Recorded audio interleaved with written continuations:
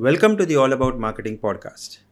Here we cover everything about marketing, advertising, branding, and business. In this series, we meet with experienced marketers and brand builders who offer insights on the latest trends in marketing, advertising, and building brands. Today, we have a very special guest. In this first episode of 2025, I am pleased to welcome Dr. Amit Karkhanis, founder and director of Dr. Tvacha. So, welcome Dr. Amit Karkhanis to the podcast. I want to start where it all began. So, how did it all begin? So I think I come from a family of doctors. In 2001 is when I finished my medical. Then I was abroad for a bit. I was looking at different subjects which I could specialize in. That time skin was something which appealed to me. I think that was an era when India had won a lot of beauty pageants as well. And I always felt that people would always like to look their best. And there was no clinic actually offering that service in India. With that perspective in mind, I specialized in skin. And then subsequently is when I started Dr. Tvacha. When I started Dr. Tvacha, there were no lasers actually in India, right? But technology was something which I was very comfortable with, and my idea at Dr. Tvacha was always to get the best technology which was available internationally at the clinic level, and that is something which we achieved to do immediately once we started the brand. So a lot of lasers for the first time in India. I got into Dr. Tvacha as early as 2006. That is actually how Dr. Tvacha began. Right. And what was the turning point, the defining moment in this whole journey of 20 years? I think it was an article in the newspaper. There was a editor from Maharashtra Times, Mrs. Thawane, who actually came and interviewed me in March 2006. And she basically spoke about the cosmetic field, which was a very nascent field at that point of time. She spoke to me about the treatments which are possible and what we offer, and that article came in the newspaper, and that article basically changed my life. I think since that day there was always a demand for these procedures, and people were very excited to hear that what all things are possible. That was a time when peels or lasers were very nascent, but cosmetic general, right? Like even creams which were available in the market.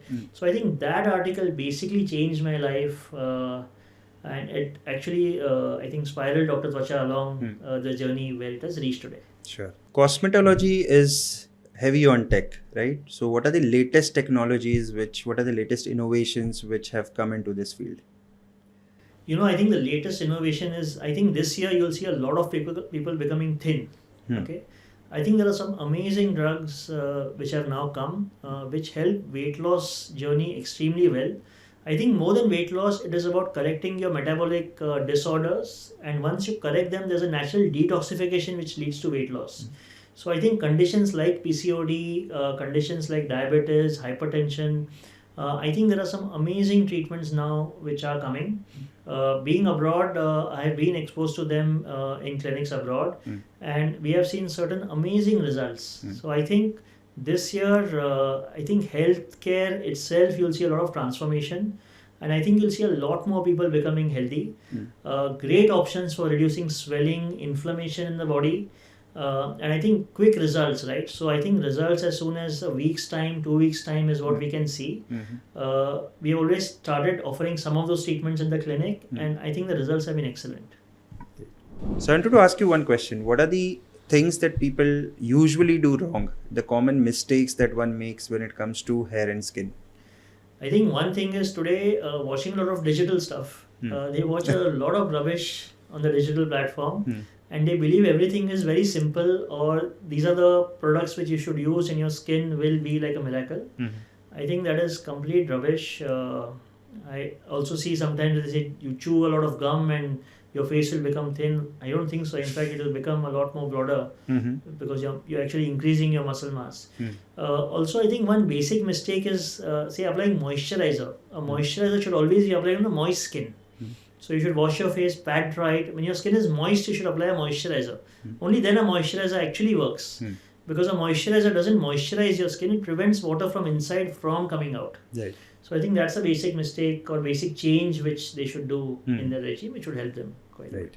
Great. And how did this pan into multiple clinics? Because usually one starts with one clinic, one hospital. You come from a very recognized family in Thane and a family of doctors at that. So, how did this vision translate from you growing out into multiple clinics? So we started off with one clinic in Thane in 2005. So the idea of expansion actually came 7 years later when we started a second branch in Borivali. Mhm. This basically transitioned from a conversation with a friend, right? And we were discussing how we can actually scale up. And the idea was to basically increase revenue at one center. Mm. But then it was a conversation which led to the idea that it is possible to scale up by delegating tasks and making procedures a lot more SOP driven. And once you're able to do that, then expansion becomes very easy in all fields of business. So with that idea in mind, we expanded, and in fact, in the next 2 years, we had 5 more branches, and later on 3 more branches as well. So at one time, we Wow. had 9 branches all over Mumbai and Pune. Wow. Right. So the field of cosmetology, laser, skin and hair treatments, it all began fairly recently in the Indian market, right? As you rightly said, after India won beauty pageants, the whole concept of being beautiful or taking care of your skin and hair came into being. So how did the association with beauty pageants come to your mind? I was basically, that time there was a very few clinics, like you said, actually offering cosmetic treatments. From the beginning, I was very clear that cosmetic treatments is the area which I wanted to specialize in rather than skin diseases or conditions like that. So we were always focused in always showcasing our skills in, say, the hair, the skin, and the slimming segments. With that kind of profile, I think a few clients whom we treated, and then the Femina Miss India team basically approached me and said, "Would I like to come on board with the pageants?" I thought it was a great thing. Like I said, right, as a child, I had seen Miss India winning those same pageants. So immediately I jumped to that chance. I said I would love to, and that's how the association actually began in 2016. Right. So it's a 20-year-old brand now, Dr. Tvacha. So what has been the turning point when you started to now being a successful brand, 20 years legacy and treating about 1 lakh customers? So how has that been? So I started my clinic in November 2005. In March 2006, there was a lady from Maharashtra Times who actually came to me and took my interview. Hmm. And I think that interview basically changed my life and my journey. Mhm. So she discussed with me the various cosmetic conditions, and she wrote an article about it in Maharashtra Times at that time. Hmm. And since that article, it was a very new concept at that time, I think, for people. And the idea of looking their best actually came into being. Hmm. And I would again say that article changed my life. And from that moment on, there was always a steady rush of people who wanted to meet me. Hmm. And then obviously the satisfaction rate of the clients was very high. Hmm. So basically, then word of mouth and referral practice was always the mainstay, which helped the practice to grow. Great. So 100,000 patients have trusted you across your clinics. What, in your opinion, are the key factors why people trust your brand? I think results is the main thing. Secondly, is innovation. So I think the treatments which you see more in mass media now, it's something which we have been doing since almost now 15 years, 16 years, right? Especially of treating and improving hair naturally. That's something which we spoke about since 2007. Mhm. And results were always there. So it takes 4 months to show a result in a hair case. And I think word of mouth and referral is the main reason why the brand grew to what it grew. Great. Okay. So, could you explain a little in detail what are these technologies? How do you ensure that the results come into play? So I think I was a national level chess player when I was a child. I used to play chess when I was 3.5, 4 years old, and chess always taught me about being very result oriented and result focused. Always when I look at a client as well, I always try to see what is their understanding of what is the outcome which they want to achieve from that kind of treatment which they are doing. So it was always very result driven, very focused for the outcomes. So when a person comes with a particular condition like say hair loss, so the reduction in the hair loss or an improved hair is what they are looking for, and so it's always it's always approached by that perspective. And I think we have been fairly successful in doing that. Also, I've been very fortunate to travel a lot. So due to the travels, I was exposed to a wide variety of treatments all over the world. And then it was a question of amalgamating different things learned in different places and getting the best outcomes out. So I think innovation in that sense, of custom integrating the treatments as well as customizing the treatment for clients, I think that has been one of the key to successes in this field. Right. I want to know a little bit about the people policy that you have, because when you manage, you said you managed up to 9 clinics at one point in time, 5 clinics today. How do you ensure that consistent quality is delivered across all the 5 clinics? So I think it has to be a lot more process driven. It's also the same machines at all the centers. Mhm. It's also the kind of training which we give to doctors and to staff whenever they join the center. We obviously have a corporate office where there's a strict control kept on everything as well, and audits and regular audits are being done, as well as blind visits are also done at the centers to make sure that the customer satisfaction is good. Like I said, once you standardize processes, it's very easy to expand and to scale up. So, what are your expansion plans now from here on? So we actually took a step back after COVID. We decided to basically consolidate our clinics. That's why we made 5 clinics across Mumbai. The idea going forward will be to expand these clinics as well. Today, again, I see a lot of innovation happening in the medical field in a couple of treatment areas, especially like weight loss.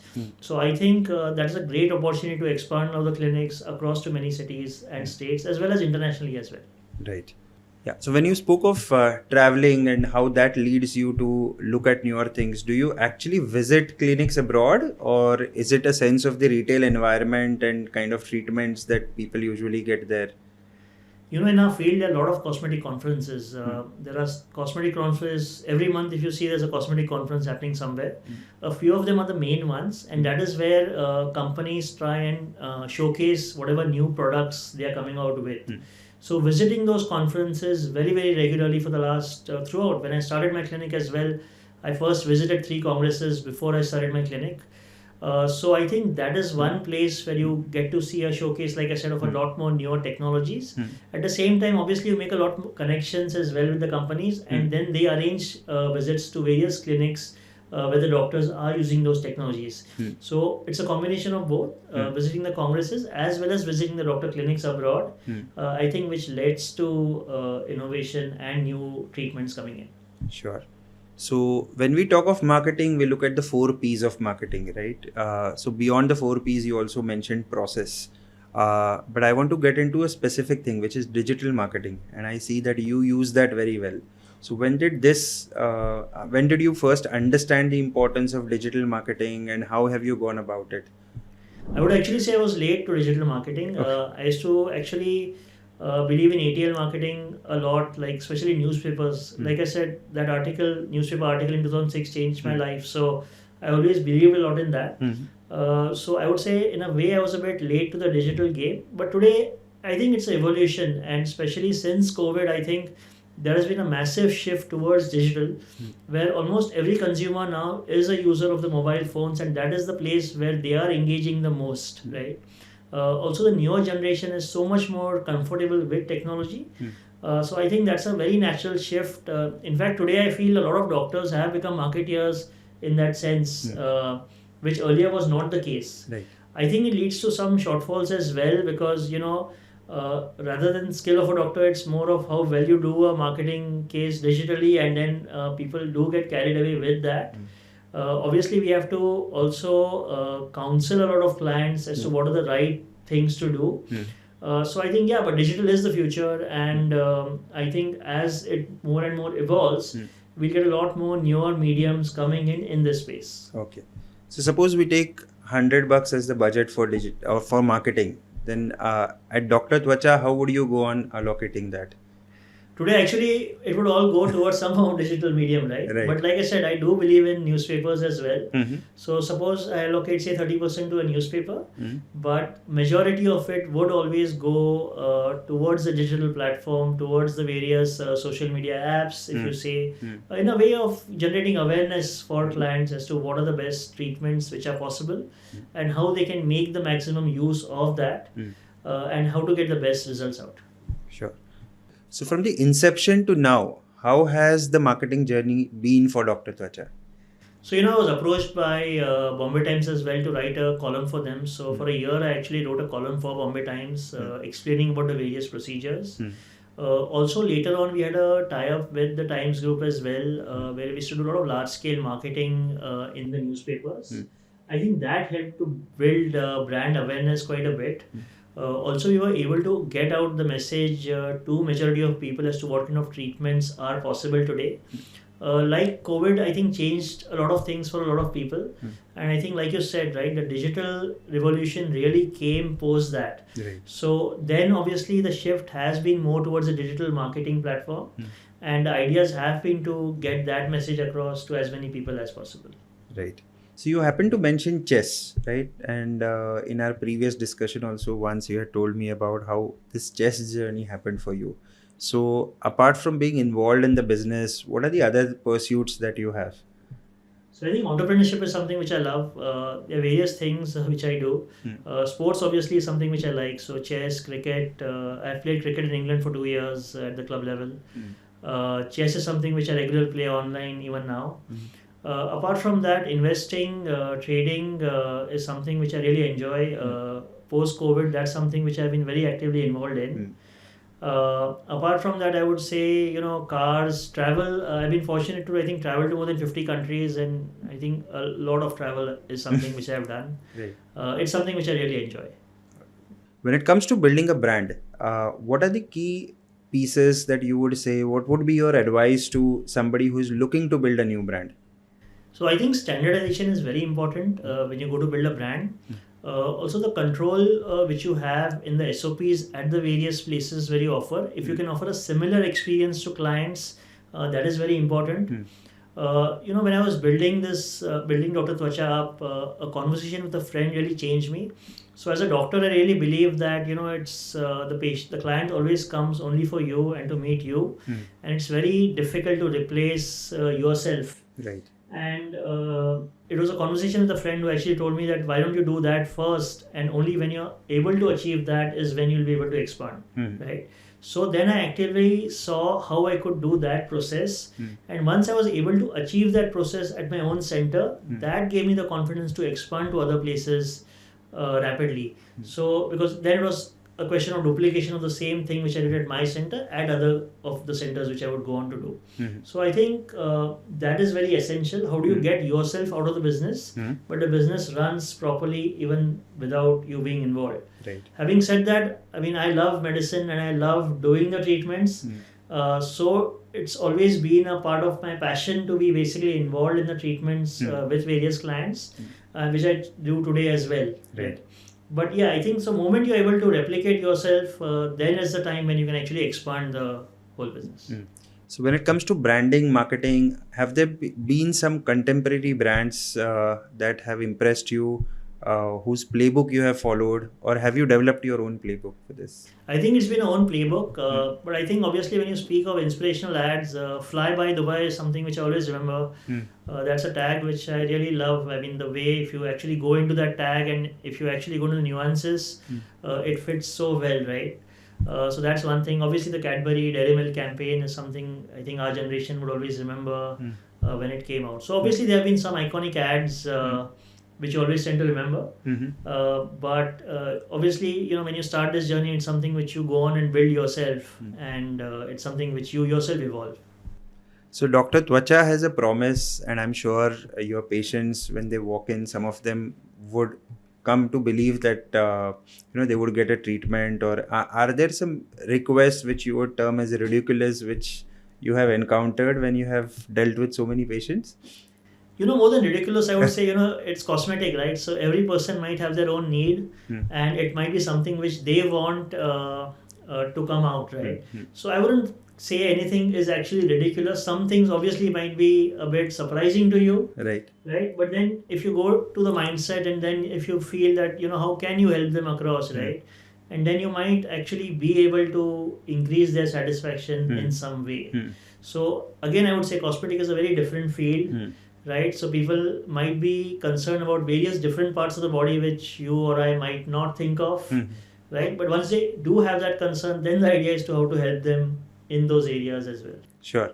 So in one of the articles that I read about you, you mentioned that a lot of the machines, when they came in, treatments, they were focused on white skin, right? And Indians tend to have whitish, brownish skin. So what kind of changes did you have to make in terms of your processes or in terms of the machinery that you use to suit to the Indian skin tone? Most machines work very well on our skin. There's no challenge at all. It's just that the protocols need to be in place. So normally when machines first come out, because they're tried in the Western world first, the doctors there don't have enough experience on how to use it in our skin. Right. But there are some standard guidelines given. So once you start using those guidelines, and medical field is always something which is very innovation drove as well, right? So you start doing it, then you think of the application of the machine towards a particular application, and you start experimenting in a way within the safe parameters. And once you get the optimum results out, then when you publish those papers, that becomes standards which are used by all other clinics. Right. That way. Right. So lasers, for example, would have a off-label use for various indications, and would have a on-label use for which it is actually meant for. And as time goes on, as we go on doing treatments, those things also become standard to that treatment. So I don't think it was ever a challenge. I think fractional lasers, when they came out, they were actually a game changer because they made all lasers very, very possible for our skin type and skin tone. So when fractional technology first came out, I think in 2006, 2007, I think all lasers became fair play for all kinds of skin. Right. And today, in fact, skin darker than ours as well, all these technologies are used. So I don't think it's a challenge at all. If you know how to use them and you use it as per the protocols, it's extremely good results with a extremely high safety factor. So over a 20-year journey, are there some trends that you have seen when it comes to what patients are demanding today? What is the beauty standard that we have today that patients are wanting to achieve? I think in India or in Asia, I would say generally everyone would like to have more hair, everyone would like to be thinner, and everyone would like a fairer skin. The idea is actually not to have a fairer skin. That's something which we always explain to clients. The idea is to have a one-tone skin. In Asia, they love to have a fairer skin. In Europe, they love to have a tan skin. Right. So that is a cultural difference which is there. But again, I would say the idea is to have a one-tone skin. Whatever the color does not matter. The moment it is one tone, it will always look good. So that's one thing which we really counsel our patients. See, obviously, tanning is something which everyone loves, a detanned skin, right? But one-tone skin is what one should aspire for. Again, so these three are the most common conditions which people always look for. So beauty is a very strange subject, right? Because there are some who believe that what the skin that you have, the hair that you are born with, is what makes you beautiful. Versus the kind of industry that you are in, there is a little bit of intervention which helps people develop self-confidence.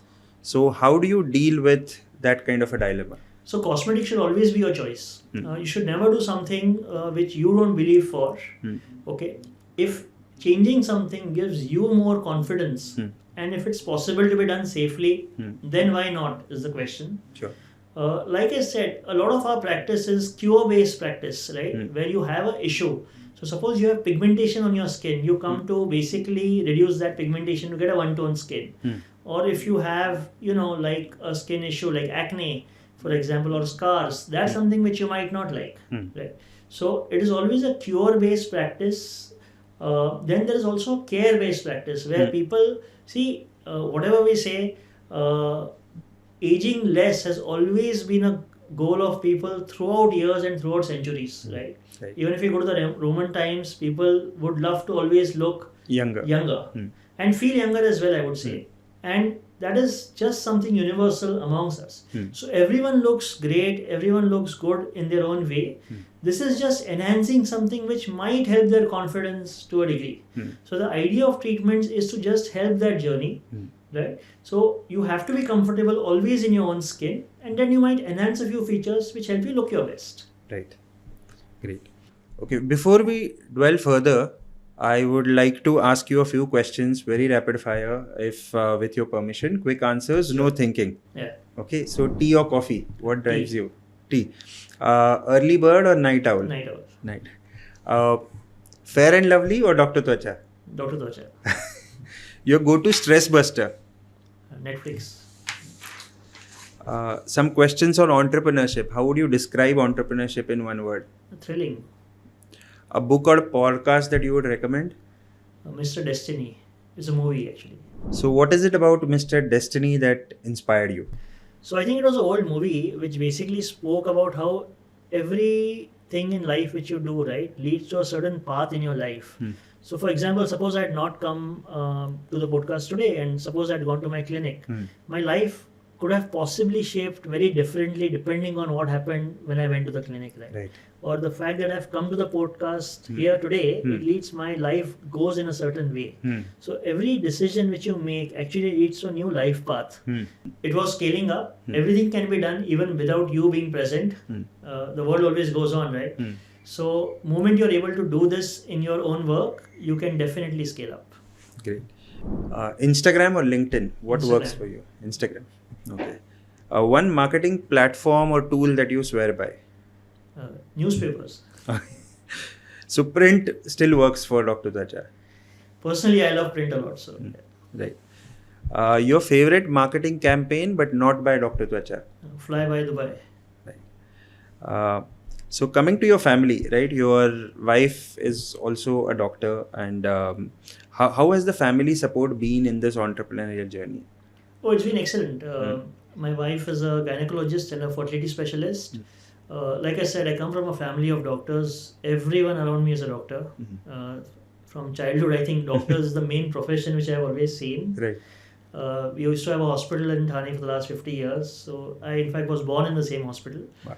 So medicine is something which I think has just come very naturally to me. Right. And everyone has been super supportive in my journey. Right. Your favorite chess player? So I think that era was Fischer and Kasparov and Anand, of course. That was the era which I come from. Which you come from. And amongst the latest ones, have you followed any games? Not really, but Magnus Carlsen obviously is someone who has done really well. Right. Okay. So I want to just understand, like, from here on, where do you wish to take your brand? You mentioned that you're looking at international expansion and expansion to other cities. So is capital raise something that you're looking at? How are you going about with this expansion plan? Currently, honestly, I've not looked at it. So right now it's a natural expansion. I still think there is some increase at a clinic level which we can do. Once we achieve that, then there are a few ideas which I have as to a very focused problem cure clinic solution. So I think going forward we might go into that arena and then build up multiple branches focused on a particular problem. Right. Any particular advice for an entrepreneur who is starting right now? I think you should start, and I think you should just believe in yourself. Once you start that journey, I think you will find the solutions on your own. Till you dive in and actually start the entrepreneurship journey, it's something which you will never really understand. So looking from outside, it's a very different thing. But once you actually dive into it, you will realize and how exciting the journey is as well. Yes, thrilling as you said. Thank you so much, Dr. Amit Karkhanis from Dr. Tvacha, for enlightening us with all that you could share today on building a business, marketing, advertising, and chess. Thank you. Thank you so much. Yes. Yeah, thank you.